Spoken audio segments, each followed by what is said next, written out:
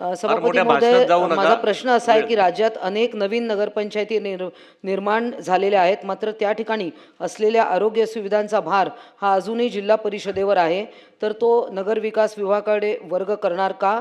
तसं केल्यास त्या भागातल्या लोकांना मोठ्या प्रमाणात त्याचा फायदा होईल आणि मोठ्या नगरपंचायती ज्या ठिकाणी असलेल्या प्राथमिक आरोग्य केंद्रात सोनोग्राफी सुविधा आपण निर्माण करणार का? हा माझा प्रश्न आहे. आणि तिसरा, हे जे चॅरिटेबल हॉस्पिटल आहे अजूनही ते डिस्प्ले करत नाही की त्यांच्याकडे किती बेड्स रिकामे आहेत. आजकाल एक नवीन पद्धत निर्माण झाली आहे, प्रत्येक गोष्टीचं ते बिल लावतात. स्वतःचंच हॉस्पिटल असतं एखाद्या डॉक्टरचं, स्वतःच तिकडे व्हिजिट करतो एखाद्या पेशंटला आणि त्याला 2,500 लावतो.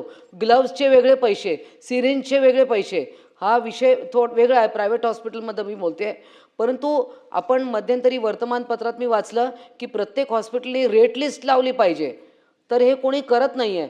आणि इतक्या प्रत्येक गोष्टीचं आता बिलमध्ये लिहितात, म्हणजे ग्लव्ज असेल, डायपर एखाद्या पेशंटला लागलं त्याचं बिल, आणि अव्वाच्या सव्वा. हे एखादं डायपर बाहेर 10 रुपयाला मिळतं, हे सरळ 100 रुपये लावतात. तर याबद्दल आपण काही पाऊल उचलणार का?